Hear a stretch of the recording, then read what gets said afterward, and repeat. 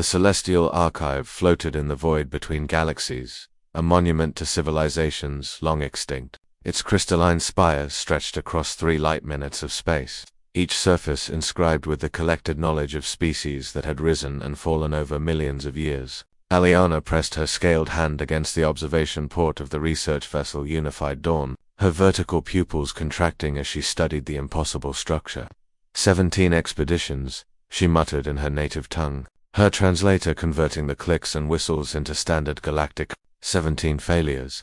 James looked up from his tablet, his human features creased with concentration. At 26 standard years, he was the youngest Senecoriologist ever assigned to an archive expedition. His appointment had caused considerable controversy among the Galactic Council's academic circles. Humans were newcomers barely 3 centuries since first contact. What could they possibly contribute? The Vorashine couldn't open it. Neither could the Kellex Collective, Aliana continued, listing the galaxy's most advanced species. The archive has been sealed for 12,000 years. What makes the Council think we'll succeed? Because we're not trying to decode it, James replied, his brown eyes bright with an idea he'd been nurturing for weeks. Everyone else has been treating it like a puzzle. Mathematical sequences, quantum signatures, psionic resonance patterns. But what if it's not that complicated? Aliana's tail swished with irritation. The Vorashine have computers that can process quadrillion calculations per nanosecond. You think they missed something simple? Not simple,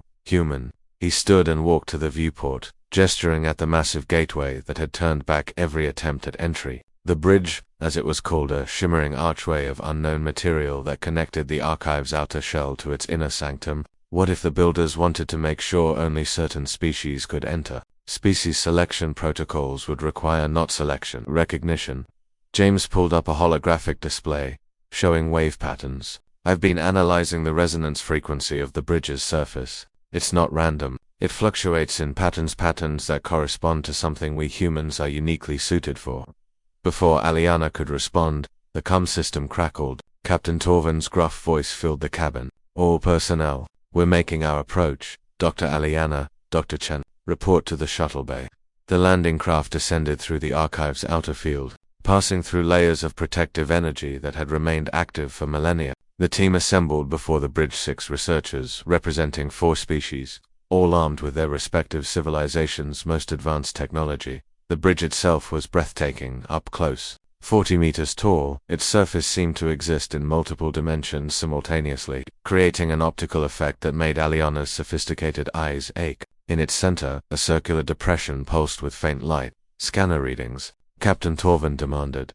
The Kellex technician's antennae twitched. Same as always. The depression responds to sonic input but rejects all attempted codes. We've tried every mathematical constant, every known linguistic pattern, every may I. James stepped forward, his helmet under his arm. Aliana grabbed his shoulder. James, you can't possibly think. Trust me. His voice was steady. I need to do this without the helmet. The suit's audio system will distort it. The atmosphere is toxic to humans. I have about 90 seconds before I pass out. That's enough. Before anyone could stop him, James removed his helmet. The archive's atmosphere hit him immediately thin, acidic, burning his lungs. He ignored the pain and approached the bridge. His research had led him down a peculiar path. Ancient human music, not the complex symphonies of Earth's classical period or the algorithmic compositions that dominated modern human culture. Something older, primal. The patterns in the bridge's resonance had reminded him of something. His grandmother used to do, simple melodies passed down through generations. Tunes that felt embedded in human DNA itself. The kind of songs mothers hummed to crying babies. The kind of rhythms that made human bodies move without conscious thought. James took a shallow breath of the burning air and began to whistle. The tune was ancient, wordless, a melody that predated written music. He'd found references to it in archaeological digs on earth-carved, notations in caves, rhythm patterns in prehistoric drums, a sequence of notes that appeared across every human culture, as if humanity had been born knowing it. The bridge shuddered. Aliana's translator failed to process what was happening. The other researchers stumbled backward as the massive structure began to resonate in harmony with James's whistling. The circular depression glowed brighter, and the surface of the bridge rippled like water. James's vision began to blur from oxygen deprivation, but he continued. His grandmother's voice echoed in his memory, teaching him the tune as a child. This is older than words, she'd said. Older than countries. It's what makes us human. The bridge erupted with light. Ancient mechanisms activated throughout the archive. Systems that had lain dormant for 12,000 years hummed to life. The depression irised open, revealing a corridor that stretched into impossible distances.